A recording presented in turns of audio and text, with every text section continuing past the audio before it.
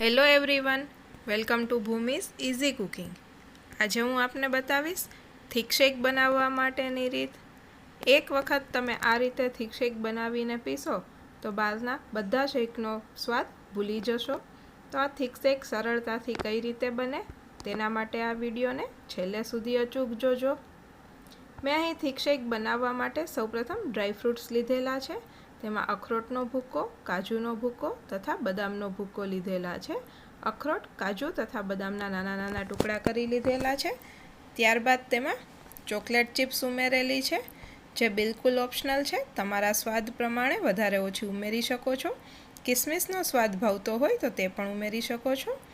Mixture બોલની અંદર મેં અહીં સૌપ્રથમ વેનીલા આઈસ્ક્રીમ ઉમેરેલું છે। ત્યારબાદ તેમાં કૂકીઝ એન્ડ ક્રીમ આઈસ્ક્રીમ ઉમેરેલું છે। તમને જે આઈસ્ક્રીમનો ટેસ્ટ ભાવતો હોય તે તમે બીજા આઈસ્ક્રીમ તરીકે ઉમેરી શકો છો। ત્યારબાદ તેમાં અડધા કપ જેટલું દૂધ ઉમેરેલું છે અને તેને મિક્સચર બોલની અંદર ગ્રાઇન્ડ કરી દીધેલું છે। તો તમે જોઈ શકો છો કે એકદમ થીક તૈયાર થઈ ગયું છે। તો એકદમ ફટાફટ બની જાય તેવું આ થીક શેક રેડી છે। તેને સર્વિંગ ગ્લાસની અંદર લઈ લો। ત્યારબાદ તેમાં તૈયાર કરેલા કાજુ, બદામ તથા અખરોટના ટુકડા ઉમેરો।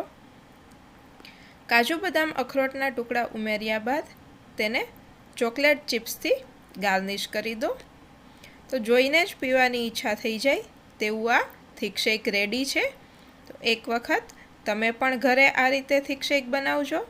તેનો ટેસ્ટ તમને કેવો લાગે છે તે મને કમેન્ટ બોક્સમાં અચૂકથી જણાવજો।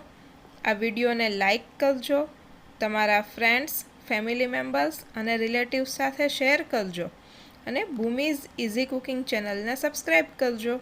Thank you for watching my video.